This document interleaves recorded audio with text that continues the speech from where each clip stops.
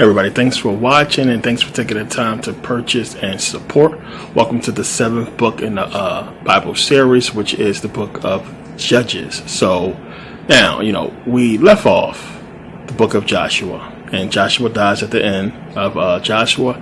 As I talked about before, in that book, you have first 12 books are about conquest. The second 12 was basically them dividing up the land. So now when we come to the book of Judges. And the book of Judges is like, come on. It's like when you pay attention to everything that has been taking place, it's going to really get into that whole question of, who are these people? These Israelites. Are they sane? Is something wrong with them? After everything that has taken place, how could they continuously, doubt and disobey God after the many wars and the miracles and the things they have seen? How could they go on the journeys that they went on? How could they make the decisions that they made? So you have in Judges, Joshua was dead and gone. So Moses died. He was a leader. Joshua was named leader. Joshua died. And now the Israelites are basically left without a leader. So, God tells them clear as day, Deuteronomy 7:3. He basically tells them, do not intermarry with these people. Don't make a covenant with them or what have you. Don't give your sons to their daughters and vice versa. And this is exactly what they do. They go on ahead and intermarry with the Canaanites and with other people. So what happens is every time the Israelites disobey God, he sends in an army. He sends in another people to basically conquer the Israelites, right? They go in and conquer the Israelites, and God sends in a judge or a deliverer to basically judge Israel and deliver them out of the hands of the new oppressor.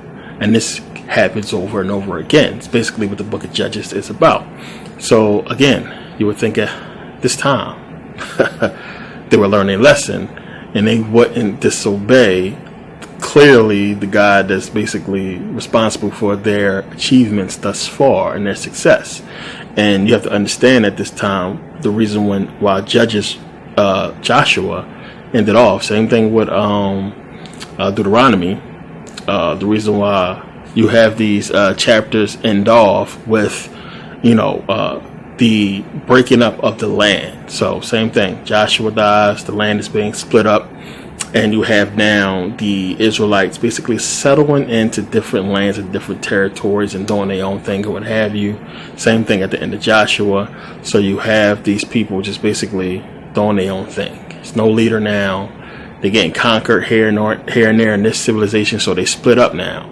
So different civilizations of Hebrew tribes are sinning and breaking God's commandments or what have you, and he's sending people in there to conquer them and then sending somebody in there to basically judge them and to basically save them, as I said. So this is what takes place. So we're going to start here. Judges 3. Start at 5. And the children of Israel dwelt among the Canaanites, Hittites, and Amorites, and Perizzites, and Hivites, and Jebusites. These are the people they're supposed to be killing. Remember, they're dwelling with them. And they took their daughters to be their wives, and gave their daughters to their sons, and served their gods. And the children of Israel did evil in the sight of the Lord, and forgot the Lord their God, and served Baalim, which is Baal, and the groves. Therefore the anger of the Lord was hot against Israel, and he sold them into the hands of, and this is a long one, Cushan-Rishathaim. This is how you pronounce it, believe it or not. Cushan-Rishathaim, who was the king of Mesopotamia. And the children served Cushan-Rishathaim 8 years.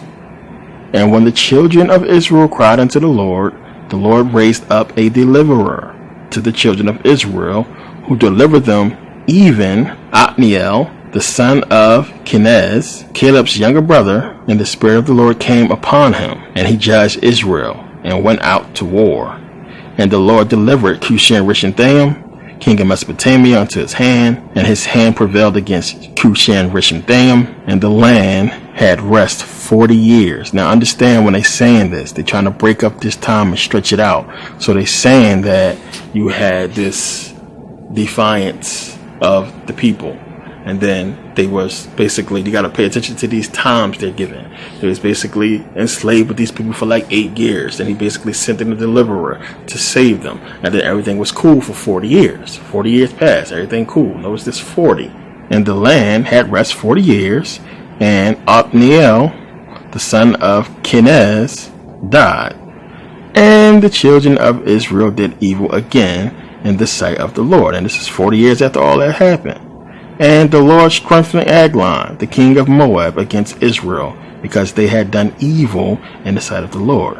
And he gathered unto him the children of Ammon and Amalek, and went and smote Israel, and possessed the city of palm trees. So the children of Israel served Eglon, the king of Moab, 18 years. But when the children of Israel cried unto the Lord raised up a deliverer, Ehud, the son of Jerah, a Benjamite, a man left-handed. It's a reason why they saying left-handed, putting that in there. Man left-handed, and by him the children of Israel sent a present unto Eglon, the king of Moab. So now basically what happens, you have Ehud, who is the left-handed, deliverer of Israel. He basically is trying to get rid of the person, the king, who's basically oppressing Israel at this time, which is Eglon. So the story, if you read it, of course, Ehud basically goes to Eglon and says, hey, I have a message from God that I want to tell you. So he basically sends all the bodyguards and everybody out of the room so that Ehud can basically tell him the story. And he reaches out with his left hand to basically distract Eglon, because he knows he's left-handed.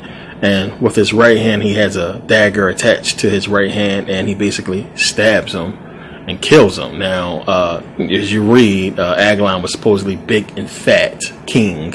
So, it's kind of messy or what have you. So, stabs him, kills him, what have you. And they basically, will eventually get free. But they want you to believe, of course, in this story that God has some kind of, because he's God, divine sense of understanding to send a left-handed man, which most people are not left-handed, which is going to be easier to deceive the king once you get close enough to him to stab him with the blade from the right hand. I mean, it's just all stuff to just add more spooky stuff to the story, but, no validity. So the whole thing, again, in that context, you would ask yourself, well, again, if God is all-knowing, how come he's not able to see that the Hebrews, the Israelites, are going to keep on disobeying him, which is going to keep happening? Why is these people the chosen people and they continuously disobey God? It seems as if another people will be worthy of, God's power and everything he's trying to do for them, when clearly these Hebrews are disrespectful. They keep disobeying God, but God stays with them. As you read, God says he's getting ready to basically abandon the whole Hebrew project and basically abandon them and leave them. If he got to the point where he felt like he was going to abandon the Hebrews and get rid of them, why not just do that? Why not just put them in bondage, forever? Why not just move on to a different people? Why is he sticking with these people if you're going to have instances where you're going to send in armies to wipe them out, to kill them off until they cry out for help, and then you're going to send somebody to save them? This is what's taking place in the book of Judges. It's crazy madness, and you can understand now, as we go along, you'll see how the Hebrews try to justify this stuff to fit into their doctrine. But this is what's taking place at this point. You have them keep on disobeying God. They go into captivity and, killed and enslaved or what have you for a certain amount of years. And then they cry out to God, and then God send them somebody to come save them. And then they come and save them, so on and so forth. Look, we can go back right into the story with Moses. What took place? We don't know, what was really going on. It didn't happen. It's a story.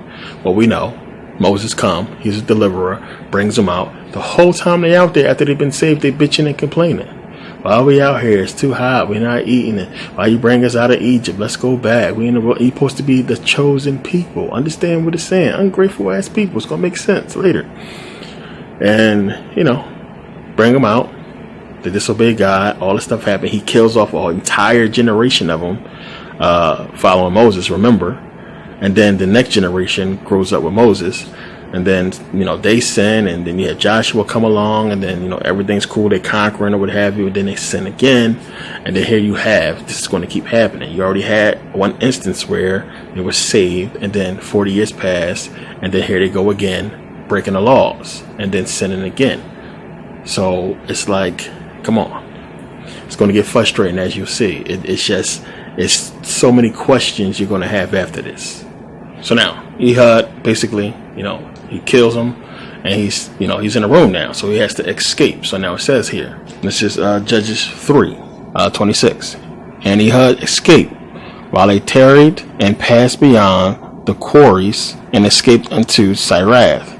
And it came to pass when he was come that he blew a trumpet in the mountain of Ephraim, and the children of Israel went down with him from the mount, and he before them.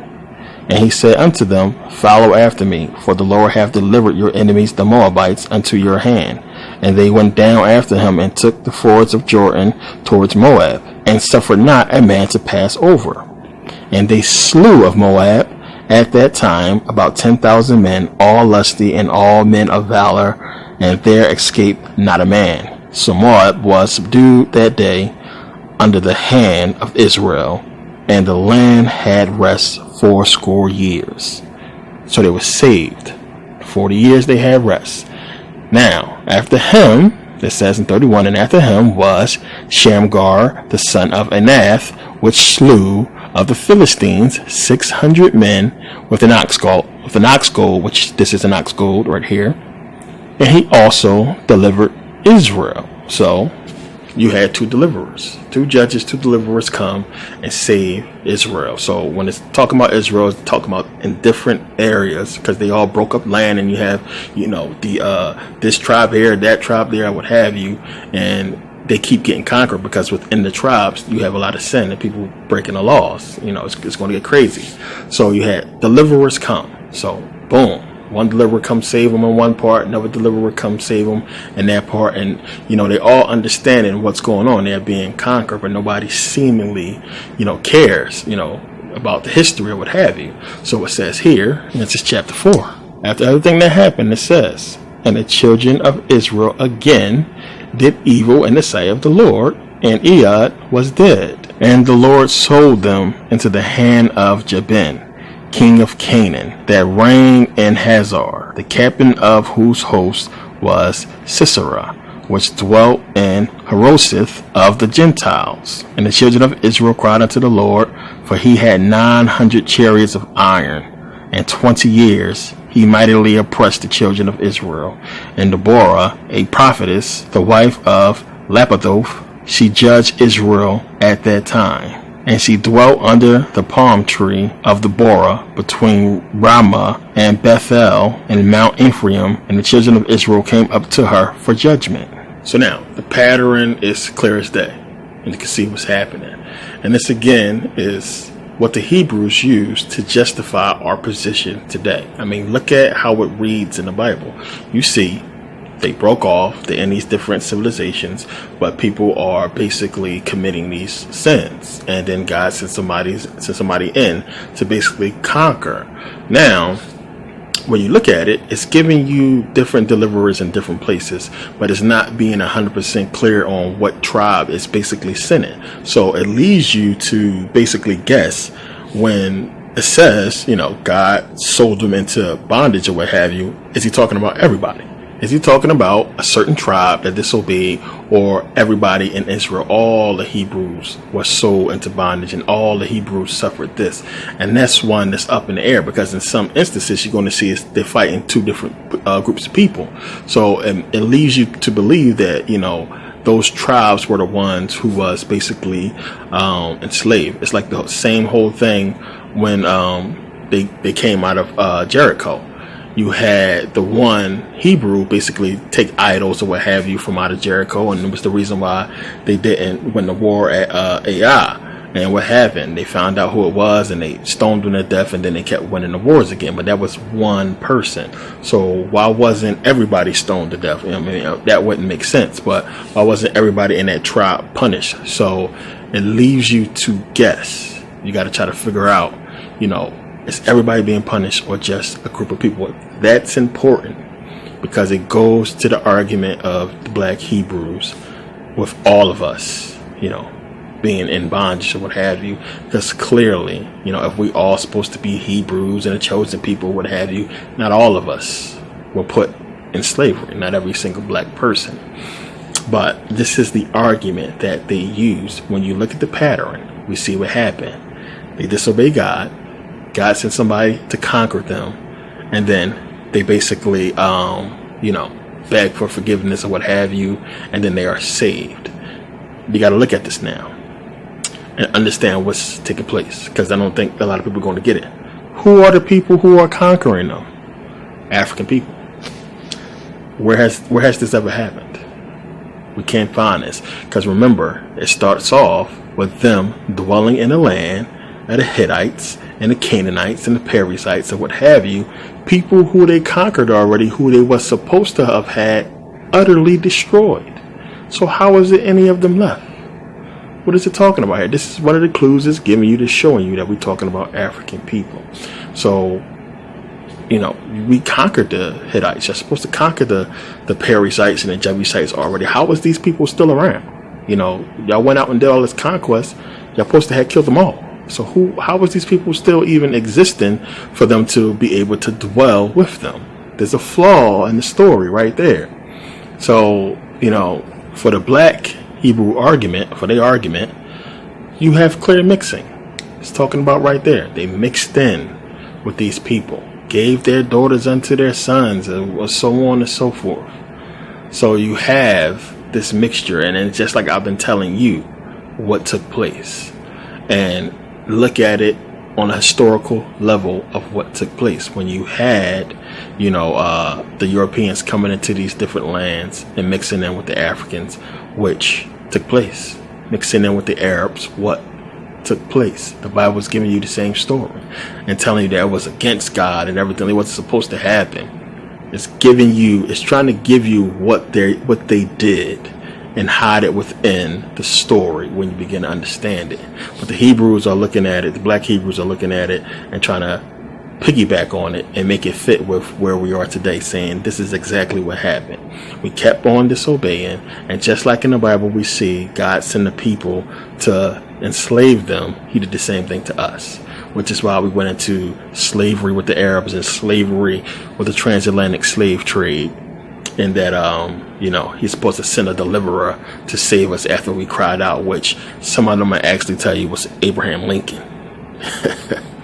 You gotta understand how this stuff is being put. So when you're reading about it in the Bible now, you can get how they got to this point when you see that these people were stupid. Because that's the question you should be asking yourself. What's wrong with these people?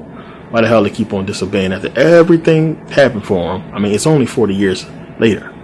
They're still in the memory of the people. It's still written down. They practice and they're supposed to read this stuff every day. So how is it that they keep on sinning after they keep on being delivered? And they know what's going to happen if they sin again. How can they sin again? It doesn't make sense. So I point this out to the Hebrews to show them that Deuteronomy 28, written 1604, 1611, during the time of slavery, was purposely put there to deceive us. Plain and simple, but to also justify to the slave owners, to the people who was basically doing this enslaving, that this was supposed to happen. So if you understand, one, they taught to them back then that this was the case. If you have a Christian civilization, which they try to back out of it now, but it was based on Christianity.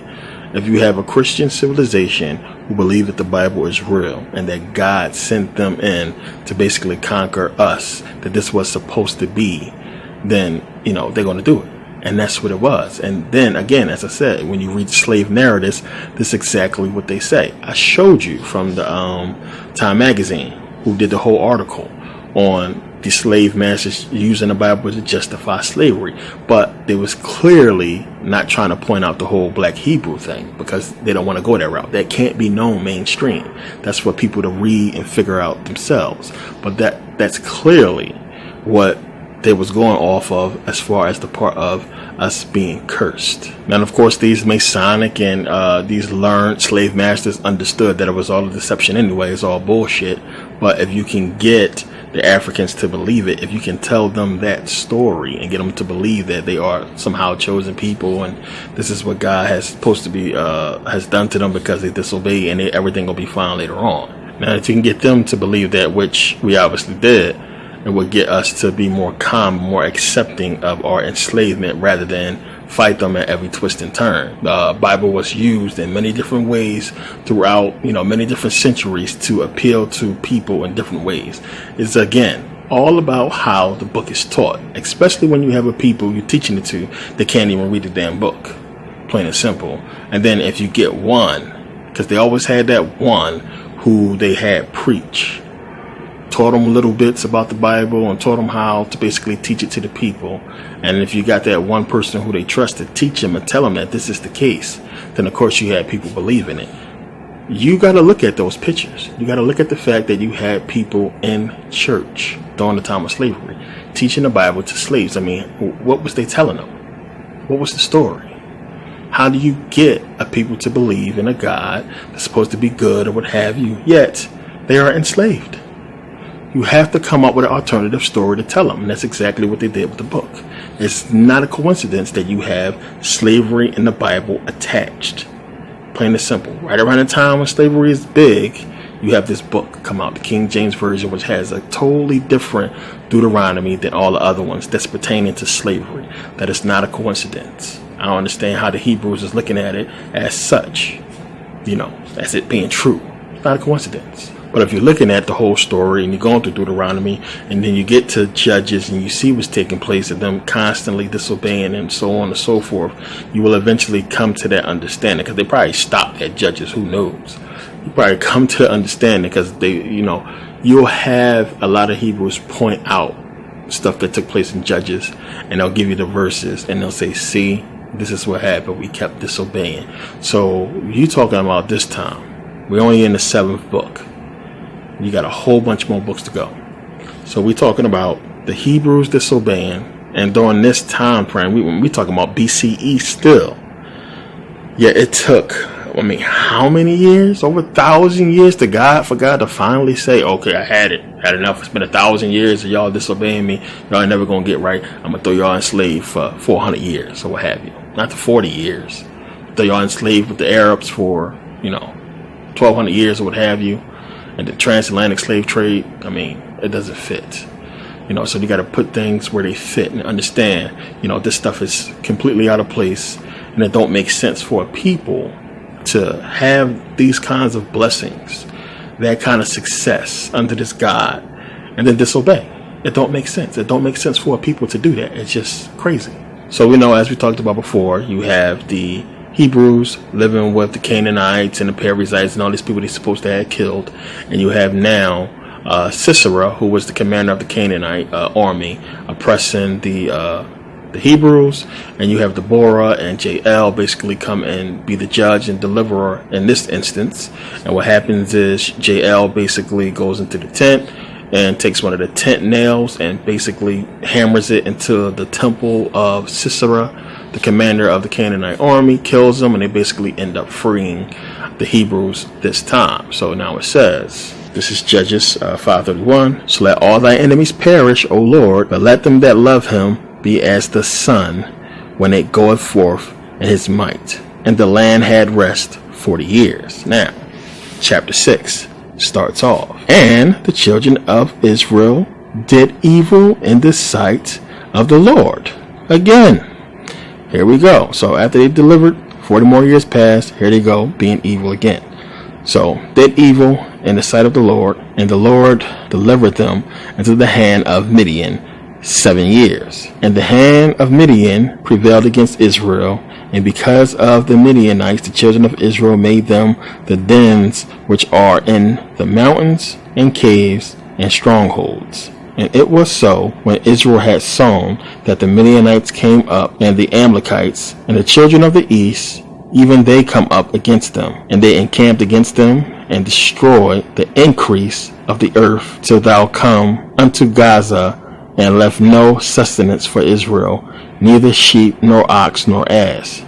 For they came up with their cattle and their tents, and they came as grasshoppers for multitude.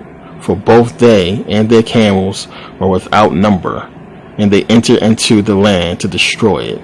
And Israel was greatly impoverished because of the Midianites, and the children of Israel cried unto the Lord. So now, this time, you have Gideon, who's basically the judge and deliverer of Israel. So, basically, long story short, you have the Israelites basically play this music and cause the Midianites to basically turn on each other and start killing each other. So this is basically how they come out of this captivity from Gideon. So now they would eventually become free, and it says here, Judges 8:27, and Gideon made a ephod, which is basically like a priestly robe, thereof, and put it in his city, even in Ophrah, and all Israel went thither a whoring after it, which thing become a snare unto Gideon and to his house. Thus was Midian subdued before the children of Israel, so that they lifted up their heads no more, and the country was in quietness 40 years in the days of Gideon. And Jerubbaal, which is another name for Gideon, the son of Joash, went and dwelt in his own house. They start calling him that because he basically was delivering the people from the hands of Baal. So Jerubbaal is Gideon because he saved people from worshiping Baal. And Gideon had 70 sons of his body begotten, for he had many wives. And his concubine that was in Shechem, she also bare him a son, whose name he called Abimelech. And Gideon the son of Joash died in a good old age, and was buried in the sepulchre of Joash his father, in Ophrah of the Abezerites. And it came to pass, as soon as Gideon was dead, that the children of Israel turned again, and went a whoring after Baal. Baal-in, it's Baals, it's all Baal, and made Baal Beerite their god, and this is Baal-berith. And the children of Israel remembered not the Lord their God, who had delivered them out of the hands of all their enemies on every side. Neither showed they kindness to the house of Jerubbaal, who is namely Gideon, according to all the goodness which he had showed unto Israel. And again, different times back then. But I look at different civilizations and the stuff that they did, the paths they took. Common sense paths, you might as well say. Don't do this, don't go here, stick with your people, invade this territory, leave these people alone. Common sense stuff we see throughout real history. It doesn't make sense. It just don't fit. And it's the part that they need you to believe that this stuff took place. It don't make sense to have people who clearly getting some divine help, who have clearly, you've been killed and enslaved and so on and so forth. Why in the world would you continue to keep on disobeying this guy who clearly has the power to put you in bondage and take you out? What's going on? So the story, again, is all over the place. It's weird that we keep seeing these people continuously disobey when they have everything right in front of them. What is the purpose of life? What's the point? If, you have a guy giving you everything, it's going to give you a good life and give you, land and everything you could possibly want in life right there in front of you. All you got to do is obey, these commandments. If you don't, you're going to end up being killed anyway. It don't make sense for them to keep sinning over and over again, and it's going to keep happening. So now understand, you have Abimelech, son of Gideon, who was a good judge.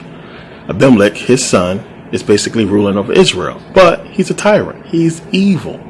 He's doing a bunch of crazy stuff, disobeying the laws or what have you, and it's a lot that's going on. So now when we read in Judges, this is Judges 9:22, it says, when Abimelech had reigned 3 years over Israel, and I want you to take note of Judges 9:23, write it down, then God sent an evil spirit between Abimelech and the men of Shechem. And the men of Shechem dwelt treacherously with Abimelech, that the cruelty done to the 70 sons of Jerubbaal, which is Gideon, might come, and their blood be laid upon Abimelech their brother, which slew them, and upon the men of Shechem, which aided him in the killing of his brethren. So then, the question would be, again, when people keep telling you about this all good, great God or what have you, Again, clearly, these are people who have not read the book. Now, you can point out in that verse right there, God sending evil spirit. What is God doing sending evil spirits? And you're going to get all kinds of crazy answers and justifications from Christians that try to make this work. But the devil is about evil spirits. What is God doing possessing or being able to command evil spirits if he's supposed to be God the good? And you got to get this out of people's head who got this whole notion that God is just good and fairy tales and lollipops and, daisies or what have you, and just only good, and Satan is just all the bad. When you see clearly in the Bible on multiple occasions, which there'll be more we'll get into, that God is sending evil spirits. God is doing evil things. And we're going to get into this. So it's crazy when you actually read in the book and getting into it, you see what's taking place. You see what's actually happening within this whole mystical realm of good and evil, where God's supposed to only be good, Satan's supposed to only be bad. It's bullshit. It's bogus. Clearly when you read these verses. So now basically what happens to Abimelech, a woman basically drops a rock on his head, and he's, not dead yet. He's getting ready to die. He's going to die. So he basically does not want to be killed, or he don't want to be known to have been killed by the hands of a woman. So he basically asks, one of the soldiers to basically kill him. So the soldier, kills Abimelech, stabs him, right through the stomach. And that's basically the end of him. This is a Hebrew who we're talking about. And again, it just puts you in that whole mindset that if these Hebrews can't even on the throne rule themselves and be just and be normal, I mean, who are these people? These people crazy. How is these the chosen people? It don't make sense. It don't fit that these stubborn ass people, these crazy sick people who did some sick shit in the Bible, is the chosen people of God. We're supposed to believe this God is just all great and good or what have you. And we see him doing evil things. And if you read, he basically puts a curse on those people of Shechem, the men or what have you, after all this stuff is done. This is another curse. So God's putting curses on people who send an evil spirit. He making people kill 70 brothers that they have or what have you. It's a bunch of craziness when you start to read, and it's like, come on, what's going on here? So you have basically the end of Abimelech, the people being basically freed again or what have you, and then this is what happens. Chapter 10 says, now after Abimelech there arose to defend Israel Tola, the son of Pua, the son of Dodo, or Dudo, however you want to pronounce that, a man of Issachar, and he dwelt in Shamar in Mount Ephraim.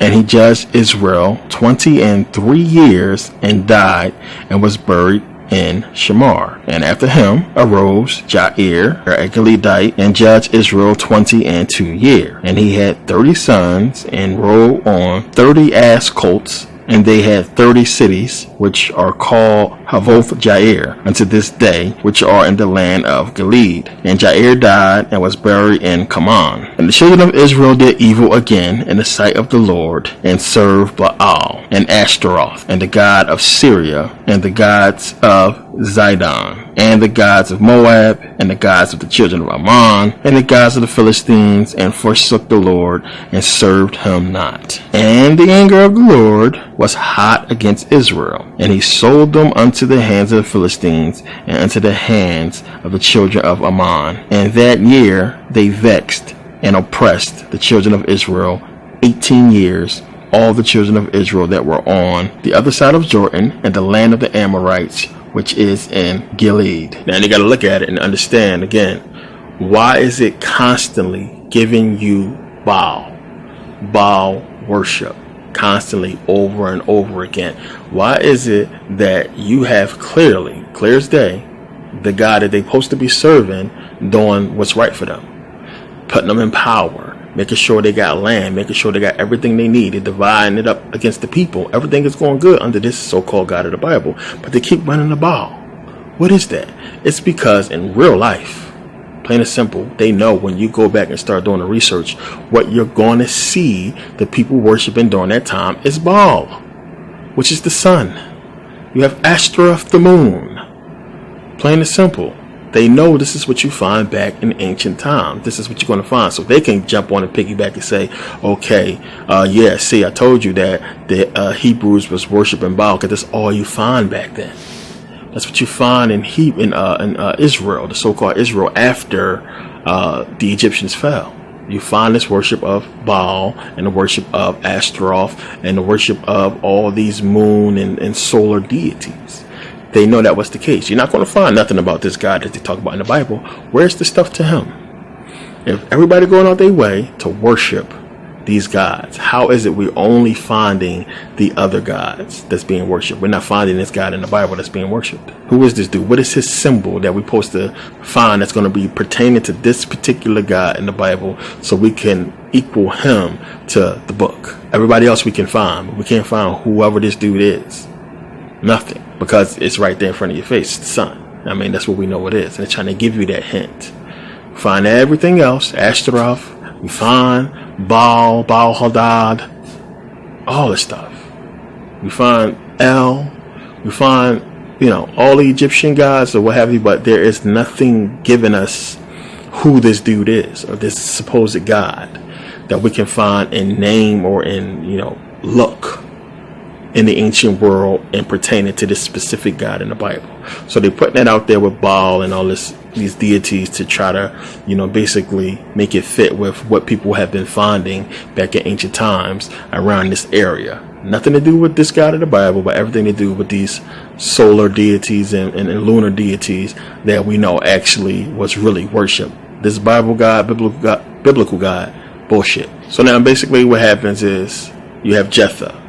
Jephthah will be the new judge that would basically come and save this, generation of Hebrews. So Jephthah basically, prays to God, and God lets him know what's going to happen. And he tells God that, if you do give me the power to save the people, what have you, I will basically sacrifice the first thing out of my house. So, he goes on ahead and saves Israel, saves the people. The first thing out of his house was his daughter. So he had to sacrifice his daughter. It's a little bit of, touchy moment and debating here, but the daughter is basically with it. Like, it is what it is. So he sacrificed his daughter, and we go ahead and read here. And it says, let's go, Judges chapter 12, starting at 7. And Jephthah judged Israel 6 years. Then died Jephthah the Gileadite, and was buried in one of the cities of Gilead. And after him, Ibzan, the Bethlehem judge, Israel. And he had 30 sons and 30 daughters, whom he sent abroad, and took in 30 daughters from abroad for his sons, and he judged Israel 7 years. Then Ibzan died. Then died Ibzan, and he was buried in Bethlehem. And after him, Elon, a Zebulunite, judged Israel, and he judged Israel 10 years. And Elon the Zebulunite died, and was buried in Ajalon, in the country of Zebulun. And after him Abdon, the son of Hillel, a Fatherite, judged Israel, and he had 40 sons and 30 nephews that rode on 70 ass colts. And he judged Israel 8 years. And Abdon, the son of Hillel, the Fatherite, died and was buried in Favdon, in the land of Ephraim, in the mount of the Amalekites. So again, a bunch of judges, a bunch of time passed. People sinning, and it's just on and on, constant stuff. It says in 13, and the children of Israel did evil again in the sight of the Lord, and the Lord delivered them into the hands of the Philistines for 40 years. And there was a certain man of Zorah, of the family of the Danites, whose name was Manoah, and his wife was barren, and bare not.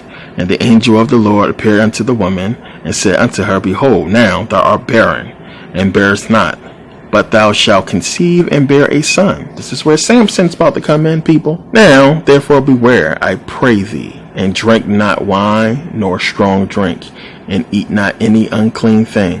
For lo, thou shalt conceive and bear a son, and no razor shall come on his head. For the child shall be a Nazarite unto God, and Nazarites don't shave nothing. For the child shall be a Nazarite unto God from the womb, and he shall begin to deliver Israel out of the hands of the Philistines. So in the book of Judges, as many of you already know, Samson becomes a deliverer, basically. But the story of Samson is crazy, and I get into this in previous videos about the comparison between Samson and Hercules. It's clear as day where they got the character of Samson from when you understand the story. So, Greek mythology, because the Greeks gave us this book, as we know, appears a lot in the Bible, as we talked about before, with Deucalion and Pharaoh and the whole Noah's Ark story, Pandora's box, and, Garden of Eden and what have you. Whole thing, Eve letting out the ills onto mankind. Same thing with Pandora. It's replete throughout the Bible. You find Greek mythology within the book. And it's the Greeks just, trying to find something to put into the book to, get their story out, to put out, what they want to put out. So we understand the whole story of Samson, and we know what basically happens. Mom not able to conceive. God basically says, as I read, what's going to happen. But you have later, remember Samson, he for some reason is obsessed with these Philistines, and he takes a Philistine wife. And remember, he tells the people that, during this feast of 7 days, I'm going to give you a riddle. And if you can solve the riddle, then I'll give you 30 garments and 30 sheets or what have you. And if not, you got to give it to me. So, his wife is basically like, tell me the answer to the riddle and give me the answer. And she cries and begs for the answer to the riddle.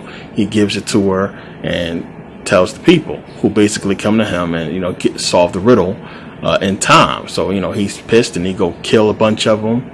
And, when he gets back, they basically marry his wife off to his friend. So, crazy story.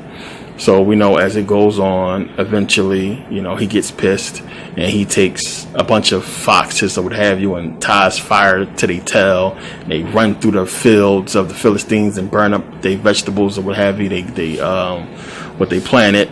And the Hebrews basically turn him over to the Philistines, like, hey, here go the dude who basically did it. And it's Samson. He's like super strong.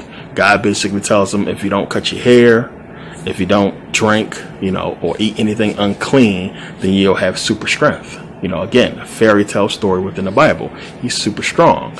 So, Samson basically takes a jawbone of a donkey and kills a shitload of Philistines. As you know, the story is crazy. And eventually he would, marry Delilah. Samson and Delilah, everybody know the story. And the Philistines would come to Delilah and say, hey, you need to find out what is the source of Samson's strength. She go to him, asks him. He give her 2 wrong answers, and then finally he tells her the truth about his hair. So she basically, bound him and cut his hair off while he sleeps. She cuts his hair off. And then, the Philistines come in there and they tie him up and everything like that, and they put him into bondage. And over time, his hair starts to grow back, and they basically decide that they want to, make fun or have some fun with Samson. So they bring him out and they tie him to the poles. And his hair is growing back, and he basically prays to God to give him his strength back, that he'll pull down the pillars and kill all the Philistines and kill himself as well. And that's basically how Samson dies. He pulls down the pillars and everything come crashing down, and he die and they die. Just to paraphrase the whole story. So now you have the death of Samson. Samson's gone. There's no judge, no ruler of Israel, nobody there to basically, lead them into battle, what have you. And they go back to doing evil stuff again, worshiping Baal and doing all kinds of crazy, sick stuff. So eventually it will get out of hand. You have the Benjamites who basically try to have sex with this man. And the man basically is like, nah, I'm going to give you my wife. Y'all can have sex with my wife. And they basically rape her repeatedly until they kill her. So he basically takes her body, chops it up in 12 pieces, and sends each piece, he sends a piece to all the 12 tribes and tells them basically what happened. So God basically lets them all come together, and they basically kill about 20,000 Benjamites. And then the ones that's left over basically repopulates the tribe. All in the Bible, rape. These people are supposed to be the chosen people, supposed to be good. And again, it's just one of those things you're looking at as, what's going on? What's taking place? That these people are supposed to be the good people, and they're doing so much evil. But they keep getting second chances over and over again. And this, for the people who can see it, It's giving you exactly the Europeans and what's taking place, what they have been able to effectively do over time. Commit crimes, genocide. They go into different civilizations and they fail and they fall, but they get lifted up every time because, somebody is sent there to bring the civilization out of the brink of basically extinction. So when you go and look at the history of these European countries, you'll have, like it's talking about with the plague, the Black Death or what have you, the people just so messed up that they can't even, have correct hygiene. They create all these diseases or what have you, and they are saved, constantly saved over and over again. How? By monarchy. By a king being put in place. When you pay attention and you look at these European countries, you have a situation, a system in place, and it's giving you exactly what has taken place with the Europeans, how they came up. They kept disobeying, which is giving you the metaphor. They kept going against what they should be doing as far as following the powers that be, and they fell. And we had many instances where, land is taken over, but they come together and take it back. Or the people go into a state of, poverty, starvation, or some kind of plague or what have you, and then the rest of the tribe or somebody comes in and becomes the ruler or the leader and brings that land back. This is what's basically taking place throughout world history. When you pay attention and you look in deeper at a lot of these European civilizations. So looking at it, on a biblical sense, it just doesn't fit, with all the stuff going on. And, clearly God is the one that's going to bring them out of the situation. Why keep turning away from them? Everything is there to give you the hint of what really took place, what's really going on, because it don't make sense. The story it doesn't make sense for them to keep disobeying. It's trying to give you those clues of what's taking place and how these people came in many different positions of power, many different civilizations, and was able to sustain it by, the more powerful civilizations coming to their aid and putting them in, in the right place. The judges, so to speak. So Samson, of course, fictional story. It's Hercules, clear as day, never happened. And you got to pay attention and look at the stories and look at how they setting this stuff up. It just don't work. So it's a lot more that you got to look at. Benjamites, rape, and is these people chosen? What is their deal? What's going on? No sane person can read all this stuff and believe this is actually true and that some kind of good and just God would allow this stuff to keep happening over and over again for centuries. Now, one of the things that the book of Judges is hitting at that we'll see in 1 Samuel is that, it's trying to give people the understanding that there must be a ruler. There must be someone there to tell the people what to do. And this is just something that creeps in everybody's head, that they feel like, well, if it ain't no God, how we going to know right from wrong? When right from wrong is something that you already know. You know it's wrong to kill. You know it's wrong to steal. It's something that growing up, that people who are of a mind of, civilized people can tell you. Don't do this unto people. This is stuff your parents can teach you. Clear as day. Don't need no book. Don't need no God. But it's giving people the understanding that you should have a ruler. You should have somebody there to tell you what to do. If not, if the people are not held in check, this is what can happen. And this is a way that people ask for their oppression. Ask for a ruler to come in and take over. And this is giving people that thought. And a lot of people think this way still to this day. Well, if it's not a leader, things is going to be crazy. And you got to understand that it's not going to be really any problems if it's not poverty.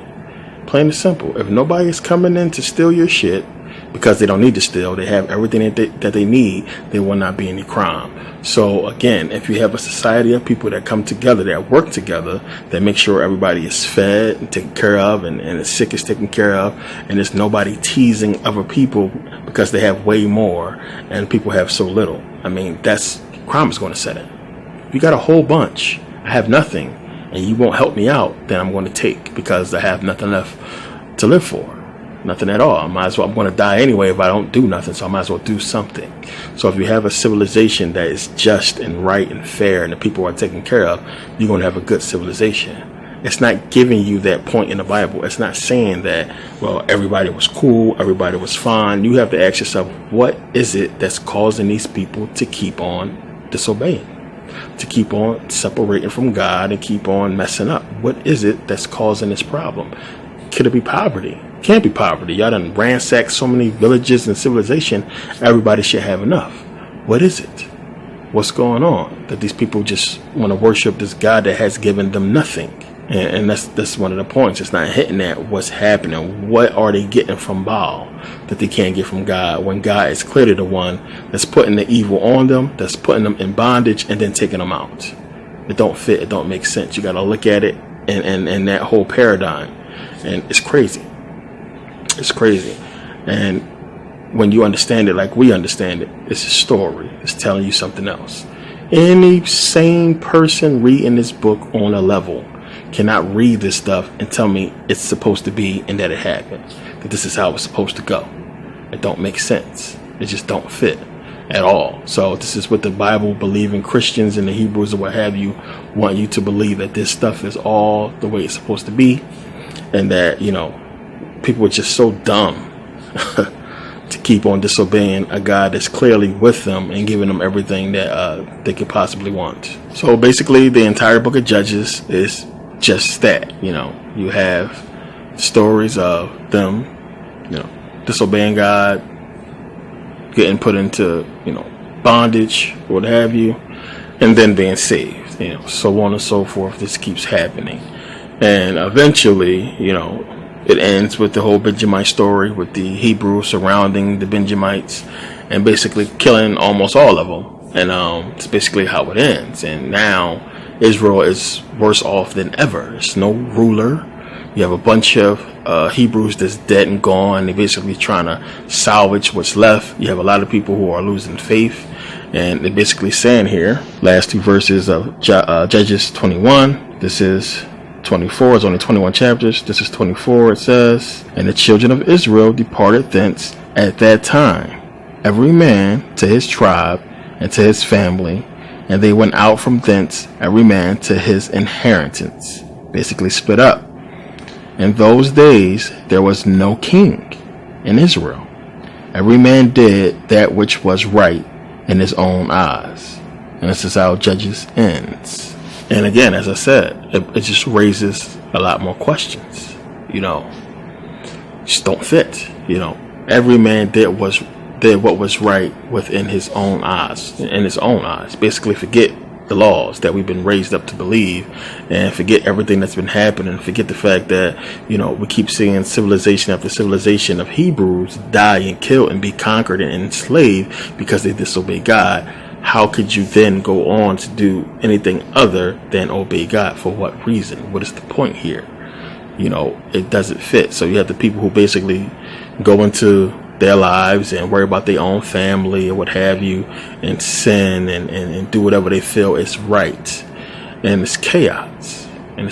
So we look at it today, and if we put it in the same context, we would kill. I mean, if the stories was true, which we know they're not, we would kill to have such favor from the supposed God that all we got to do is follow these rules and do this, and we cool. I mean, it don't make sense to disobey. But the Hebrews do so over and over again and are saved over and over again, and it keep happening the whole book.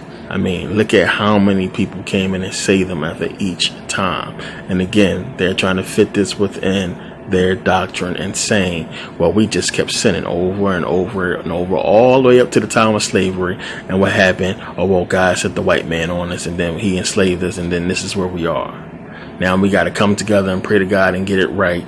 So God sent us a deliverer to save us from, you know, this basic bondage that we in right now, being oppressed by the white man. You see how it can fit when you look at it in that context. To them and to the people who get into the religion, the Hebrew Israelites, this is how they look at it. This is how they justify it and ignore all the stupid common sense shit. Even if it was true, even if it was, why the hell would I want to be a part of a bunch of stupid ass Hebrews that they can't do what's right? And you would still have to explain who these false Hebrews is and why all this stuff seems to fit them. I mean, it don't make sense. Everything is conveniently put there, and then we just ignore the fact that, the white man gets to do anything that he wants and gets away with it. Plain and simple. And the white man can have everything he wants on this planet and repent and be a Christian or what have you and just be good and then still get everything he wants in heaven. It don't fit. The story, if we follow it, or the doctrine, if we follow it, only benefits them, and it destroys us. It destroys who we truly are in our real history, and it's bogus. It's bullshit, especially considering the fact that these Hebrews mixed in with African people, and they want you to separate from African people when they're clearly, African. It's just weird, everything is just like, The only thing that fits is exactly what I have been teaching. It's the fact that, one, we're talking about Hebrews or the Greeks. Everything they're talking about and giving to us as saying, Hebrews conquered this and conquered that. We follow with the conquering of the Greeks and the Romans or what have you. And we don't see this stuff in real history with any kind of Hebrew, and nobody is mentioning them. It's the only thing that fits, and all the proof is right there. So we look at real history and you see, this whole 40-year pattern that we find in the Bible. That's one. 40 years of everything is fine, and then they disobey God and they go in captivity for how long, but then, they are saved again. We don't find this. When you go and trace our people, what happens to us? We have the Arab slave trade later. Let's say all that stuff was happening, and then up until the point where the Arab slave trade happened, 40 years before that, what have you, we was enslaved by somebody else, or we was doing well. It's not the case. We don't find that in real history. We find, one, Egypt being conquered. We find Israel being conquered, and those lands taken from us by the Greeks and the Romans. So we are put in bondage at that point. The ones who do flee would eventually be enslaved by the Arabs and picked up in the Arab slave trade for hundreds of years. Not 40 years, hundreds of years. Where's that in the Bible? That's not even in the Bible when they're giving you the sub-Saharan slave trade, the enslavement of African people in the hands of the Arabs. We don't see that. It was way longer than 40 years. But then you have the empires that would arise that are African empires. So much history happened around this time that is not being put into the Bible at all. Kings that arose, people with power, it's not in there. Everything that it's talking about is happening in this one small area that we supposed to deem holy, and so much other stuff happened outside of this area that's major. And that's another part that nobody wants to explain. Why is everything happening within this one point, this one area? It's common sense. And this area happens to be the territory that was in the conquering and, in the whole empire of the Greeks and the Romans. I mean, there it is. Now, if you got the Greeks completely off of your radar, then you're not going to see it. If you don't know about the Greek histories and mythologies, you're not going to see it. If you're not actually reading the book, you're not going to see it. Everything is put for you right there for people to see and to make that, comparison of Greek history versus the biblical history, and to see, who it really truly belongs to. And it's clearly the Greeks. So that basically ends the book of Judges. And we're going to get into the book of Ruth, which is basically only 4 chapters long. And probably why they did that, since, Judges is short, and it's a little message in the book of Ruth, which we're going to get into. But Judges is exactly that, what we've talked about. And it's not really much more to get into, but to see the reason why they created these books and why they put this stuff there, which we're going to come back eventually to Judges to show you a couple things. But it's important to understand what took place and to know at this point, Israel doesn't have any rulers or leaders. And it's something that they understand that other civilizations have, and they're going to basically ask for their own destruction, as we'll see. But all this stuff is put there to lead up to exactly what the Hebrews is telling you about, Deuteronomy 28 and the whole enslavement and the curse of Deuteronomy and everything like that. And as we follow it, we're going to see, how this stuff plays out, and it's just crazy. So for now, let's get into the book of Ruth. So now, the book of Ruth, and, after the carnage, all the death and murder and all the horrible stuff that happens, in the previous books. You have the book of Ruth, especially coming out of the book of Judges with all that stuff going on. And the book of Ruth is actually a good story. It's a beautiful story when you read it.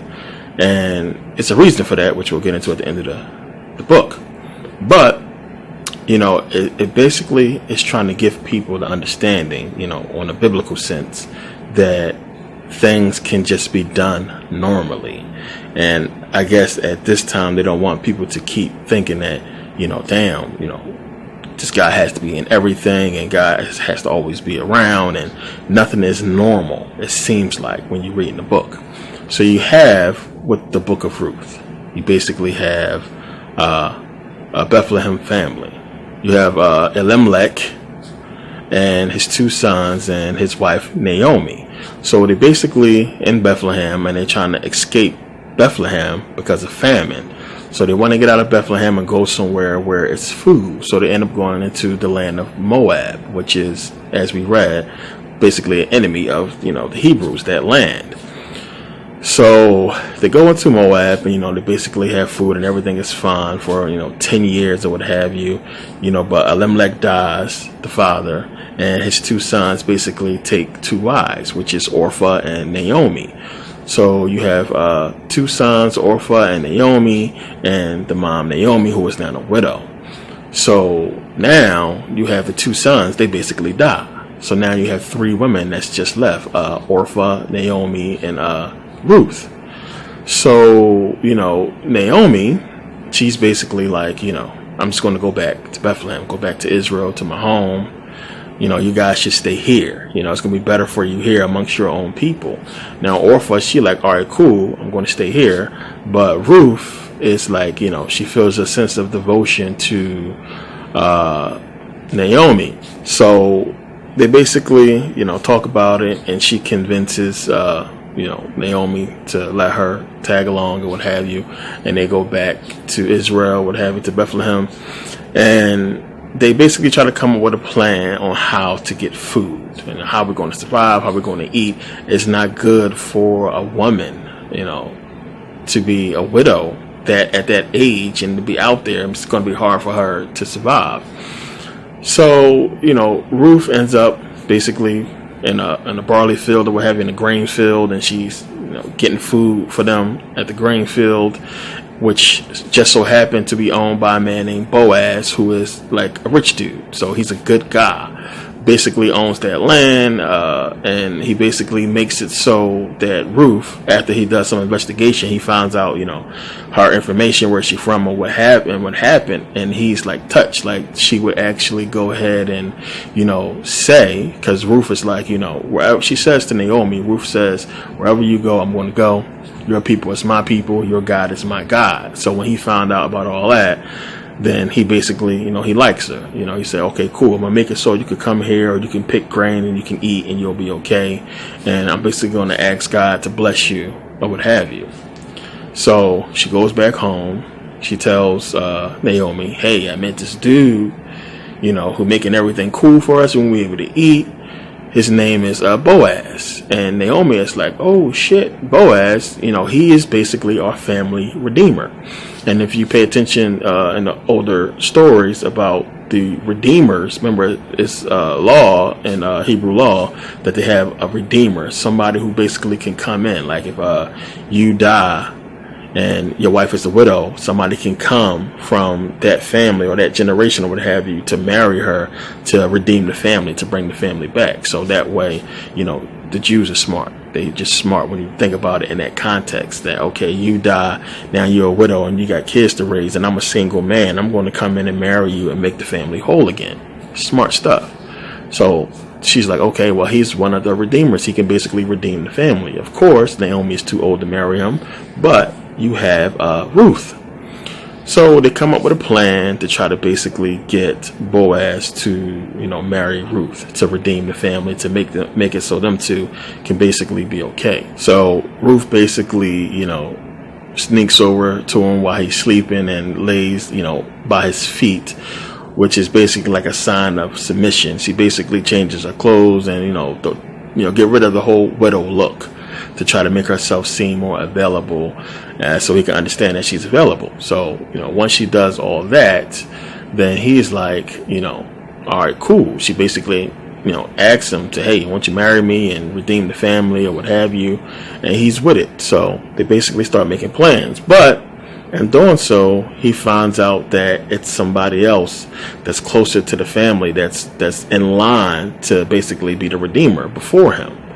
But when the guy finds out that she's a Moabite, which is, remember, they was kind of sort of against Israel, so he don't want to marry a Moabite, so he basically backs out because he don't know her. Good thing, Moab knows her and understands she's a good woman and everything like that, so he's happy, and he basically marries her. So the whole point of the story is only, as I said, like 4 chapters. It's very short. The whole thing is, Boaz, he marries Ruth, which secures the future for him and Naomi. Boaz and Ruth have a baby. Now, that baby would be the grandfather of David, King David, and that's what it's all about. This is the beginning of the lineage that will bring about Jesus Christ. So you have the birth of the grandfather of David, and this is how it came to be. And that's the point of the story, for them to make it a beautiful, nice story. And one of the main things that you realize in the story is not so much, one, it's not no murder and a killing. God is not really mentioned at all in the story. He just says, I'm just basically going to pray for you. But God is not mentioned as doing anything spooky or spiritual to make something happen. It's just a normal story.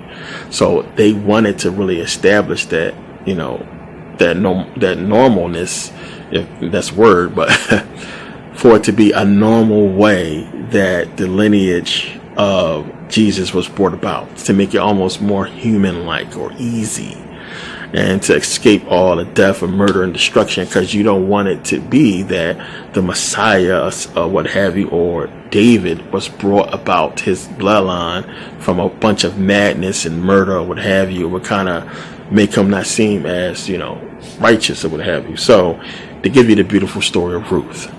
And it's short, but it's a good story. And they're trying to make that point that, it don't have to be nothing spooky.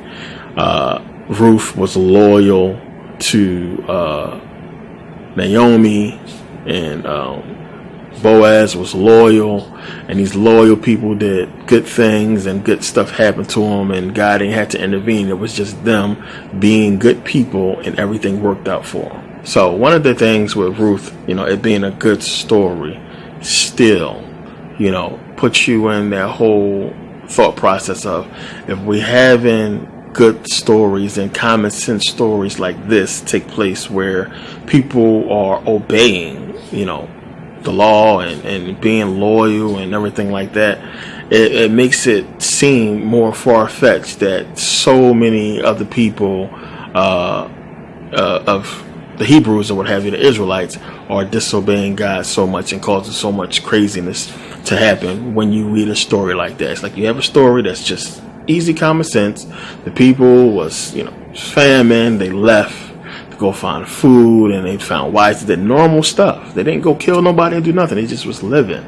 How is it that there's so much widespread murder and chaos going on with everybody else when we find these stories of just seemingly good people doing normal stuff? And you have a rich dude, Moab, who basically goes out his way to make sure this woman is right and everything is cool, and he fulfills the basic laws of the Hebrews to basically be the redeemer for the family and what have you, and so on and so forth, and everything is done right. But then you have this continued disobeying seemingly from most of the Hebrews, but you find stories like this. Again, this is like almost like product placement for them to put this story right at the end of all this carnage and everything, because at this point they're probably looking at it as, well, the reader is probably like not a believer at this point. The reader is probably like, God is freaking crazy. The reader is like, these Hebrews are crazy. This doesn't make sense. So let's put this story in. Take God out of the equation, make it as if the people can just do things. But to the person who's really analyzing the story, it doesn't make sense. You would expect more of this stuff to be happening and going on, that these people got the common sense and the rationality to understand that God is by their side and looking out for them and trying to help them, why disobey them? Do everything right, and you have a beautiful outcome, such as the story of Ruth. And you would think this is happening, but no, we got all this craziness, and it doesn't fit with common sense. Having everything given to you and the power to rule and conquer, and everything go the way a normal, sane person would want it to go. Why would you disobey that? So whatever the Hebrews are doing in their life during this time, to worship this Baal, they're getting nothing. It's like we're worshiping Baal, and what's happening? We're getting conquered. And then we're going to worship the God we're supposed to worship, and then he frees us. He sends a redeemer.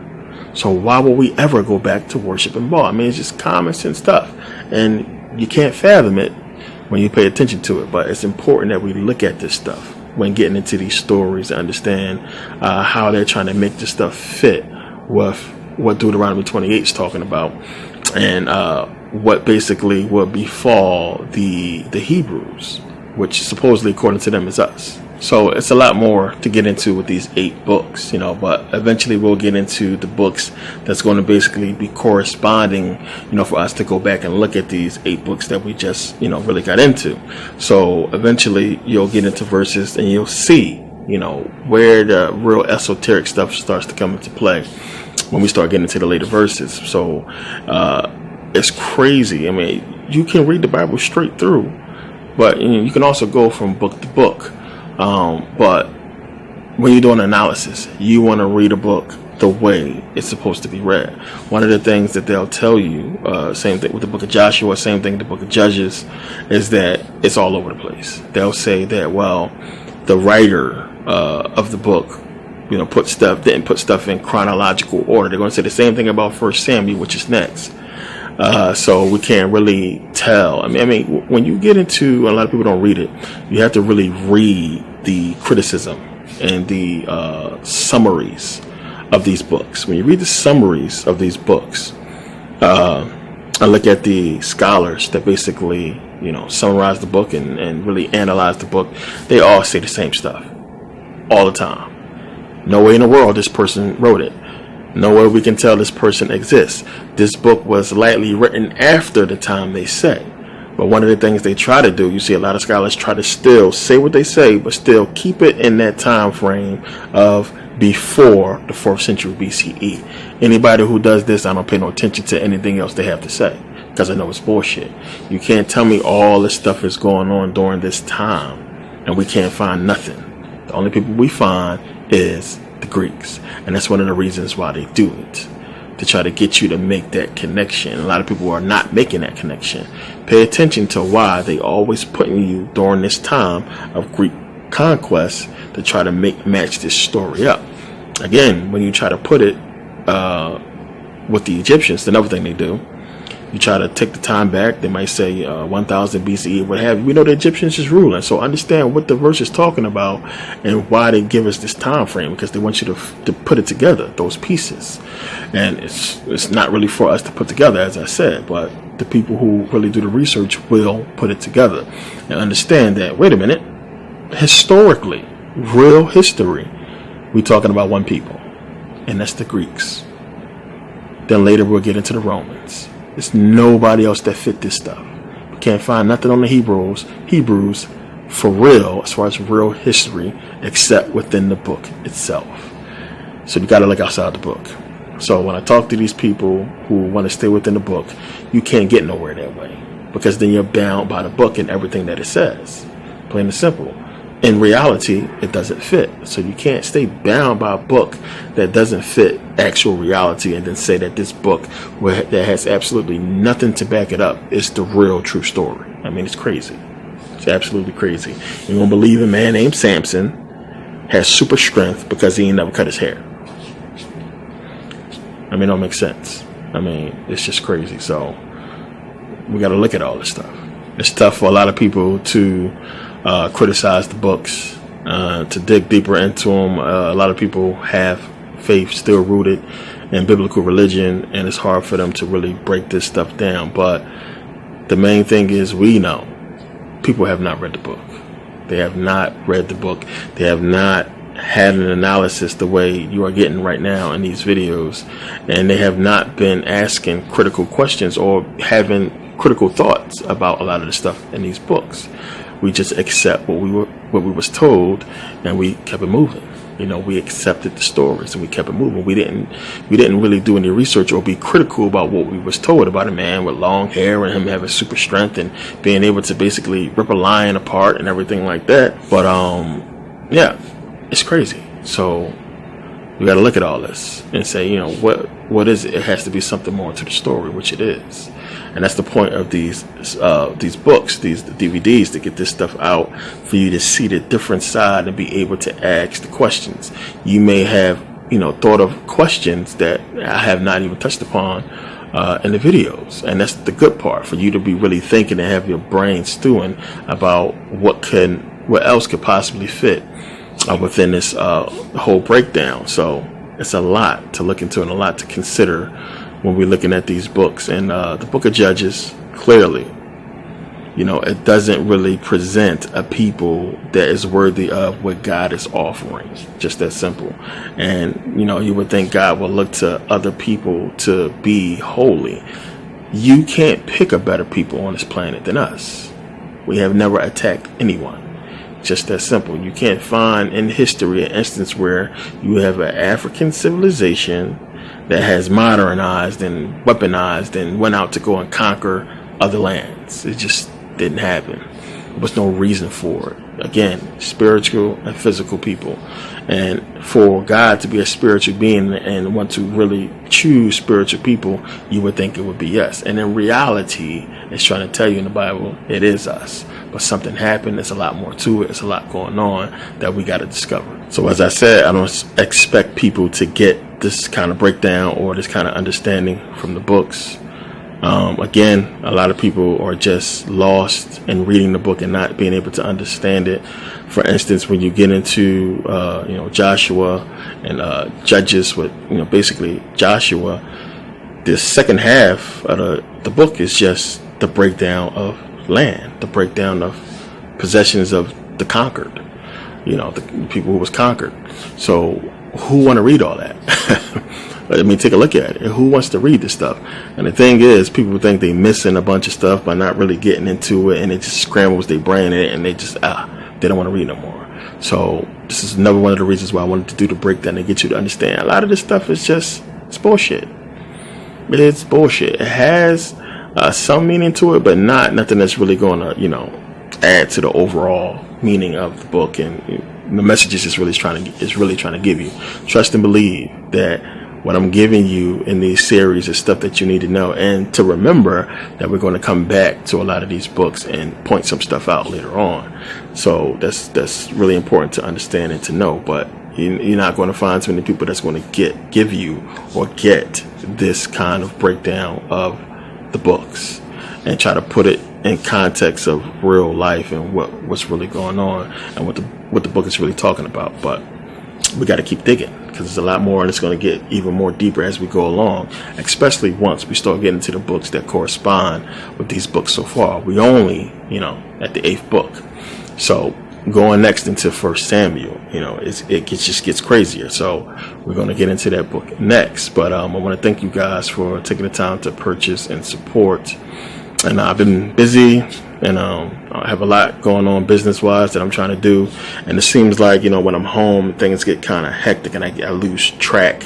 And I'm always busy with something, and it's just crazy. So I wanted to basically get out of the house and check myself into a hotel and get some work done, get these books out. It's a lot of people that really like the series and is really, into it. And, it being 66 books, I wanted to get it out as quickly as possible. But, it's going to be, sometimes going to be long gaps or months in between this series. So I want to do as much as I can when I have the time.